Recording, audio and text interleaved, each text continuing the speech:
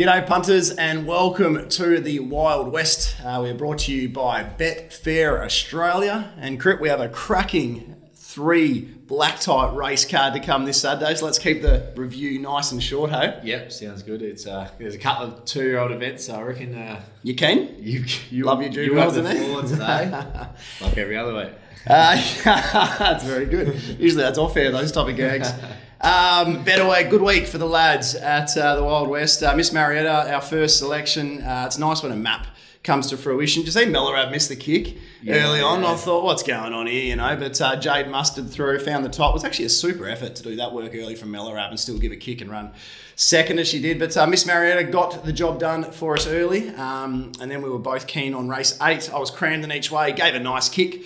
But your Dutch bet, Riverbow, too good? Yep. No, I think I'll touch on Miss Marietta. Like, yeah, you did absolutely read that like a book, got the exact run that you expected. And then, yeah, the Riverbow and Cramden race pretty much went to plan map-wise as well. Cramden led, gave a kick. Riverbow was the one who was chasing him down, and pity they couldn't run the Quinella for us. Jumped off Q Belling at the right time as well, chasing the back of Cramden as we thought, and just probably got out of its comfort zone a little bit. Yeah, in the run I was a little bit worried. I thought, if the horse is good enough, it's going to have every chance from here. But I think I did hear during the week Q Belling is in the paddock now. Yeah, so okay. Might have been end of prep run. It was a good campaign. Anyway, what do we got? Ride of the week. I'm going to give mine to the Pontiff in the last on... What's the horse called? Tycoon Storm. Tycoon Storm. If you look at it from a simplistic point of view, doesn't look like much, but just the fact that he sat outside Laurentinio and didn't let that horse get a length or two clear on the turn, that was, you could just tell he'd done his homework and he knew exactly how to beat Laurentinio, and he kept up with it and got the job done. Came to Ascot for one ride and doesn't muck around. He really rode one out yesterday for the line well, didn't he? I was just about to say, while we're on the Pontiff, any opinion on the suspension? It should have been longer. Really? 100%. Yeah, he's been doing it for years, and maybe it didn't change the result, but just ride your horse out to the line if it's going to be a close finish. Simple stuff. Like, he's been doing it for too long. Like, often it's horses that should have ran 2nd, 3rd, 4th, and probably only affecting exotic results for punters. But you got to protect the punter in that situation, whether it would have won or not. You just got to ride to the line in a close finish. I mean, the straw that broke the camel's back, maybe. Yes, exactly right. My ride of the week, I'm going to give it to Jason Whiting, Riverbow. I didn't think there was any huge, big standout rides for the day, but Riverbow can be a difficult horse to handle. He got out the gates. Riverbow did a little bit wrong in the run, but Jason just rode him a 10 out of 10 and got the job done. Actually, never used the whip either. Exactly. Hands and heels throughout. So, horse to follow, Crip? I'm going with Pure Devotion. Look, it was the Eastleigh win was in play last week. She got right back as expected. They walked. Kira was very patient, just flew down the outside. She looks really hard to beat in the Oaks, and it'll be interesting. I know Arcadia Queen is racing in Sydney Saturday week, so it'll be interesting where Pikey goes. But whether Kira's on or Pikey or another jockey, I think she'll be hard to beat no matter who's riding her next up. I agree. I don't think it matters who rides. I think she wins the Oak. She was my horse to follow too. So keep it nice and simple. Off to Ascot this weekend. We have the 3 black type races. We're going to look at races 1. You were keen on? Yep. 3, 4 the Perth Stakes, 6 the Grandstand where the champ goes round, and race 8 the Jim Crack rail at 7 metres. We've got light easterlies which have... They were meant to be swinging around at about 2 or 3 o'clock. It now looks like they were there for the majority of the day, warm day. Are we expecting on-pace rail heavy, Crip? Yeah, I think so. Maybe not as strong as last week just because that Eastleigh was quite fierce. But when it's hot and there's no sea breeze, you always want to be close to the speed, don't you? Yeah. All right, I like it. Let's get into it. Race number 1 over the 1,400 metres. What do you got for us? Yeah, it's a nice little lead into that because I'm going to kick off my betting day by backing the leader in race 1, or the horse who I expect to lead, and that is one of my favourites, Scooter's Machine. I'm going back to the well. Look, he won 2 in a line earlier. Well, I don't want to say earlier this prep because he's been up since the war, but 2 starts and 3 starts ago, he won 2 in a row. Was deep the trip on both occasions. Like, he's just absolutely airborne at the moment. He then stepped up to, it was a pretty moderate 72 plus, but Nonetheless, it was that grade and chased home Charlton Eddie really well when it's actually really well backed in the market as well. Drops back to it, 58 plus. There's not a lot of speed in this. I think Christy Bennett can roll straight to the front, and I think he'll be as usual hard to catch from there. Yeah, it's I agree. Looks your likely leader, Bruce Almighty and the Breeze. I think the key for you this race, Crip, is Belafonte boy, who'll probably go around at $60-$70 on the exchange. Pleto is a horse bursting to win a race, and the key here is if Pleto gets the back of Scooter's Machine, I think Pleto probably gets over Scooter's Machine. Yep. But I can see Belafonte boy, who's probably got more early speed than Pleto, hopping in between them. And if that's the case, that's the roadblock you probably need to win the race. 100%. I need a good old-fashioned Terry Leighton roadblock here.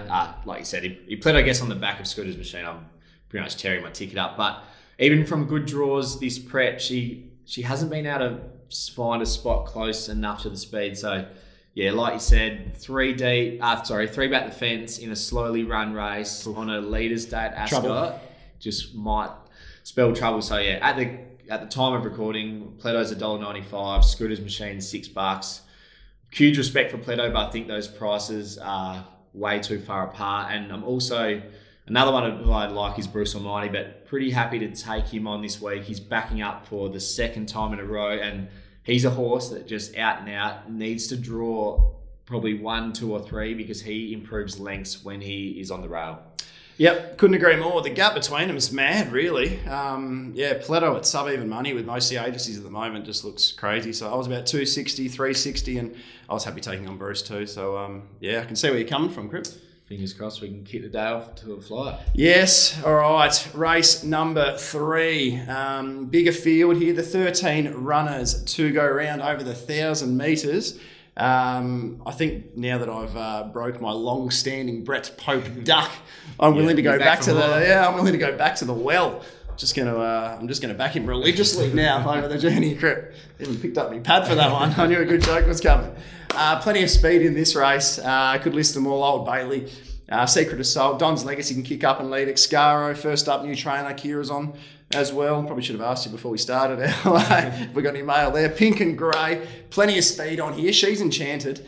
He's a horse that I don't think a huge amount has gone right for this prep. First up, backed off the mat. We're all on board. 3's into sub-even money type thing. Not much went right for Maddie in the run. I'm willing to forgive. Next 2 outings, drew wide midweek. Was forced to go back after actually jumping first. If you pause your replays after 10 metres of the race, she was probably in front. So, look, I think she can ping the lids here. Probably not lead, but tuck in on the back of an Old Bailey, tuck in on the back of a Secret Assault. 2 horses I expect to give reasonable kicks, but not be there at the arse end of this race. And she's just got to beat, market-wise, Amacinus and Requisition, who are both going to be back near last, I'd say, from the sticky barriers with the easily in play. She looks, real standout from a speed map point of view again. So another speed map Pope runner for me, Crip. And, I've got her in around about $3.50, $3.60, currently $5.50. I think that's a really good price for a horse that has some real top-line 3-year-old form. Yep. I think after her first up run, I know nothing went right, but I was a bit concerned that she You jumped off? Yeah, I did. That she hadn't come back. But, yeah, like you said, her next 2 runs have been quite good. I still had Amacinus on top, but, she's a horse that will, even though there is a lot of speed, she'll get back. The Easterly's in play, so it's definitely not my type of bet, especially around that $4.20. And, other than that, they did look the 2. I couldn't really come for anything that's a bit longer in the market. I mean, how was the run of Secret Assault last start? Oh, yeah. He actually... I gave it a little knock as well about being in the wrong grade. He goes from a 78 plus back to a 60 plus and actually drops a kilo.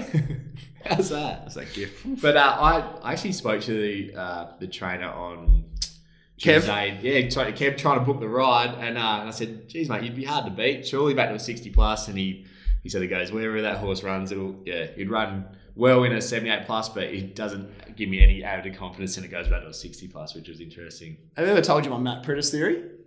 Can go back, play Kingsley Reserves. He can play Kingsley Reserves, get his 30 touches, go play in an All-Australian game, get his 30 touches. No matter what level he's in, just plays at the same level. Secret sauce for you, isn't it? He's probably the biggest Pritis horse going around. I've never actually considered that. She's enchanted for me and pretty keen. Just touching on the Amacinas thing, the big thing that sold me towards She's Enchanted is that Amacinas had the back of She's Enchanted last start. If they're going to sprint together, always want to be on Amacinas, but I reckon She's Enchanted has 5 or 6 on Amacinas on the turn here with the suitable track. So I think the value's there as well. I think the $5-6 is a nice bit of meat. Just got to probably hope, like with so much speed, you might be maybe 5th or 6th on the fence. Hope you get the senior on that, so you just need a bit of luck at the top of the straight. Exactly right. So we'll cross our fingers for a back-to-back Popies. Week to week. Race 4, not a race I'm overly interested in, Crip, being a 2-year-old race. I don't think you are, but we'll touch on the Perth Stakes, the final lead-up race, or one of the 2 final lead-up races for the Karrakatta Plate in a fortnight's time. Interesting, the return of Export Man, who won the Magic Millions. I went into this race thinking, all right, Export Man will probably go up a fairly provocative 220, 230, 240, and we can try and get him beaten. But not amazingly, I think it's fairly accurate. He's in that low $3 range. And I think probably a lot of bookmakers and a lot of punters are considering the same thing as me, that he's going to get back out of his ground and have some slow ones in between him and a couple of reasonable leaders. Your floor's yours, mate. No, you got nothing. You got nothing to add here. That's tremendous. Anyway, He's Gold should lead. Has been supported off the map at its last couple. It's been some really willing goes for late money too. At Pinjarra down the straight, didn't get the job done, but was $8 to $3.80, and that's in the last half an hour of betting. You got to appreciate those late moves. I'm not sure. 95% of the money is going. Is that when he takes his wheelbarrow on course, or what happens then? And then last start, I don't quote me on the early price, but I'm pretty sure He's Gold was trading, was $15, $16 for the majority of the week leading up to Saturday, jumped about $6, $7. Ran him a merry dance, backs up off 7 days. Mitchy Pateman's on board. Storm Whisper hops to the breeze. Really, really interesting race, but I think Export Man has to be a risk from last, but I'm not going to get involved here, Crip. No, me neither. All right, race number 6, the second of the 2 features, the Grand Stand Cup. Second of the 3 features, but the second of the 3 features. Geez, a bit earlier for me today. It's not even midday yet, so I'm still waking up. A lot of the runners from the Bunbury Stakes do battle here, Crip, and there's one you don't mind at a price. Yeah, well, actually speaking about this off air before we obviously started recording, and I said, guess what? I'm going to be tipping here, and you named the whole field, basically. You named the whole field except one, and you couldn't pick it. But no. All right. Firstly, did the $2.05 on Bradbet not tip you for Western Temple? What are we going to? We're thinking about a new segment called a McManus moment. That's his. I got to give you credit for that. You came up with that. I've just nicked it. But our favourite McManus moment for the week. That's really harsh. Yeah. And the worst thing about it, I didn't even have time to bet around it because I was still doing my form. But I looked at it going, geez, there's got to be some value here. But probably we should explain that properly. So one of the bookies, Brad, our good mate Brad, went up $2.10, $2.15. Yeah, very low, $2 for Western Temple. Just a little bit thin. Not saying it can't win, but just a little bit thin. So that's what we're going to pick on Brad this week. He loves it. He gets off on this. So anyway, continue. All right, really even race. I marked. There's 10 horse field. I marked 8 of them within a length of each other. Now, look, my selection is interesting, but I'm going to go with a horse that I don't think many people will find, and that is Harry Thomas. Now, it's funny because 3 starts ago at the Pinjarra Classic Day, it was Pinjarra Classic Day, I actually probably saved my money, but I didn't back last of the line because I was so concerned about Harry Thomas leading and last of the line getting his back and it being, it stopping on him before the turn. Now, funny how it worked because last of the line got the back of Harry Thomas and there was no stopping Harry Thomas that day. He just kicked and won by 2 lengths and they didn't forget to back him either. I'm pretty sure he was 40s into 10s. Off the map, yeah. So I've learned my lesson and he's just a horse who, you can just almost rule a line through his form when he has to do it tough or he doesn't find the rail, because he's been beaten 10 lengths at his subsequent 2 starts, but they've both been sitting outside really, really hot tempos. And yeah, so like I said, I've ruled a line through them. And if I go back to that run 3 starts ago, I think he rates super for a race like this. And more importantly, I'm not sure how you've mapped it, but I think he finds the front soft as butter pretty easily, doesn't he? Yep. Yeah. So yeah, I think Western Temple might go out and potentially sit outside him. Darty can roll forward, but I wouldn't expect that he'd be taking on the leader, and maybe something like Mrs. Brown's boy even. But yeah, expect Harry Thomas to find the front, do his own thing, and I think when he does that, he can be hard to catch. So I'll be backing him each way at around that $15 mark. Yeah, there you go, Griff. Hey, there you go. I do like that though. He's a one-dimensional horse. When he leads, he runs far better races, and if you just look at those races in isolation, then you can see exactly where you're coming from. And as you said, there's no pressure on the speed here, but it's always nice when an 87 rater gets in and an 86 plus, so he's getting in on his true weight as well. So can see where you're coming from, but you definitely surprised me. I was just there as well. Oh, your mate Luke's going. How would that be to see him go around and pester Harry throughout? Wouldn't you just love that? That horse he just cannot draw a gate. The connections have been super stiff all prep. He's absolutely fine. And he would have nearly been a bet for me if he drew a gate. Yeah, I thought he might have been as well. I am going to stick with the champ, Dig Deep. I've never actually tipped the champ before, so I'm a little bit nervous in doing so, but coming off a little bit of a setback heading into the Bunbury Stakes, missed the kick horribly with CJP on board, ended up back last. Watch the replay, watch the final 100 metres. You can see he was going to run a clear second, probably 2 lengths closer, I'd say, to Western Temple. He's fitter here. He's back to Ascot. He's a horse that loves a good draw, loves to muster up into it, probably about 3 back the fence. So I will be hoping that Harry Thomas gives a kick, not the world's biggest kick. Yeah, it gives him some type of kick. But I think with normal luck and with some gaps appearing in the straight, I think Dig Deep will be super hard to hold out here. And I've actually marked him a slight favourite. What price you marked Harry, by the way? I had Harry $8.50. Okay. I Dig Deep favourite, but $5.50. Did you? Yeah. Oh. So it's about that price, isn't it? Yeah. I thought the Dig Deep running, but I thought it was probably on par. I really like the run of Serenity Bay as well, and then it's the horse that, due to the race dropping a couple of points in grade, is the one that gets a couple of kilos weight swing as well. So, But yeah, like I said, I've genuinely got 8 of the 10 horses within a length of each other, and I still don't think Mrs. Brown's boy is completely impossible either. So the only one who can't win is Falcon Crest.